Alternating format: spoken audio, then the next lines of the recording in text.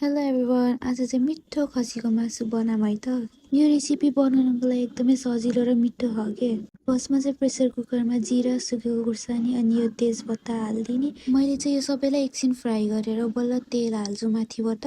यो सबै हाल्यो भने अब खसीको मासु हाल्ने। अब नेपालको जसरी दोकानमै गएर फ्रेस मासु लिन भ्याउन्न के, त्यही भएर म भ्याएको बेला 2-3 केजी मासु ल्याएर फ्रोजनमा राखिदिन्छु के जहिले नि।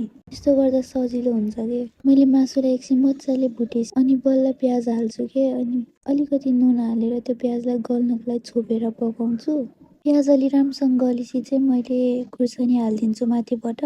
त्यसपछि चाहिँ अदुवा र लसुनको पेस्ट हाल्ने अनि मसलाहरू हाल्ने। मसलामा चाहिँ नुन, खुर्सानी, धनिया पाउडर, बेसार, मिट मसला हाल्छु मैले चाहिँ। त्यसपछि पानी हाल्ने, छोपेर पकाउने। एकछिन छोपेर पकाएर त्यो पानी बोइल भएपछि चाहिँ 5-6 सिटी लगाइदिने।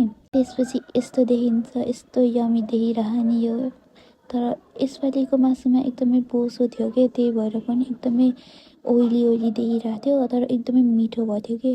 खसीको मासुमा यो पापड कस्तो मिठो हुन्छ के, त्यही भएर मैले एउटा पापड पनि साइडमा हालेको, हल्का डिजाइन गरिदिएको कि खानको लागि। सो गाइस, आजको लागि यति नै हो। कस्तो यमी देखिरहेको थियो कि, खाँदा पनि त्यत्तिकै मिठो थियो कि।